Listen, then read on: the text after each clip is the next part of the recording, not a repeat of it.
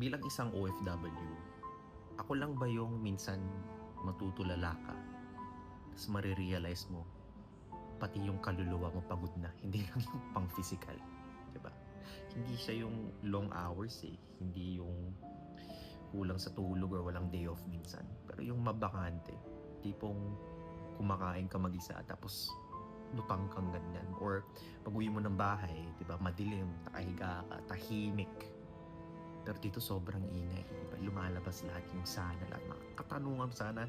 Sana hindi problema yung pera, sana walang sakit si ganito, 'di ba? Sana hindi ko iniisip or sana kasama ko yung pamilya ko ngayon, 'di ba? Ako lang ba yung gano'n or minsan kayo nararamdaman niyo din?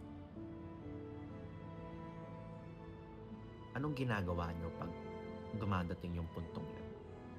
Let me know.